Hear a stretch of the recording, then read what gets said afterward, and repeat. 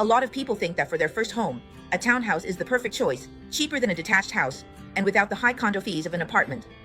But the truth is, some townhouses have expensive maintenance fees, are tiring to live in, and end up just causing you more headaches every day. And on top of that, some cheap detached houses are so bad that after living in one, you'd never want to do it again. So today, let's talk about a few types of townhouses and detached homes you should avoid. First, townhouses with ridiculously high condo fees.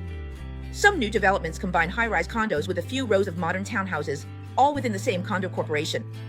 The total cost of maintaining amenities like pools, gyms, security, and common areas is all lumped together. Costs are divided by unit size. Condos may be 700 or 800 square feet, but townhouses can be 1,800 or 1,900. So townhouse fees can easily exceed $1,000 monthly. So what's the essence of condo fees? It's basically spending money. Instead of burning $1,000 a month on maintenance fees, you might be better off putting that money towards your mortgage to buy a freehold townhouse or semi-detached house. At least then, that money is helping you build equity. Second, there are those townhouses with tons of amenities you hardly ever use, but with high condo fees. For regular condo townhouses, a management fee of $200 or $300 is pretty common, generally much lower than condos. But for some condo townhouse projects, they have everything: gym, pool, party room, you name it. The management fee can get pushed up to $600 or $700 or even higher. Yet, a lot of people barely use the pool or gym a few times a year. But every month, you still have to pay a fixed fee for these amenities. If you don't even have time to use these facilities, then the value for money of this kind of townhouse really takes a hit. Third, there are those narrow frontage, multi-story walk-up townhouses. Some townhouses look modern and stylish with 3 or 4 floors, but in reality, they're just long, narrow strips stacked upwards. The experience on each floor is often cramped, making it hard to even turn around. Every day, you're climbing up and down 3 or 4 floors. If you have elderly family members, it's even tougher. The heating and cooling are uneven. Upstairs gets hot in the summer while downstairs stays cool. And in the winter, the basement is cold while the upper floors are stuffy. These kinds of townhouses are really just trading away living comfort for the illusion that the house is much bigger than it actually is. Fourth, many modern box-shaped townhouses don't have front or backyards. A lot of people choose townhouses because they want fewer floors and a bit of green space, but nowadays, many new townhouses are these modern boxy designs. They look nice with big glass windows, but basically, there's no front or backyard at all. If you have a dog in a yard, you can just open the door in winter and let the dog out to do its business.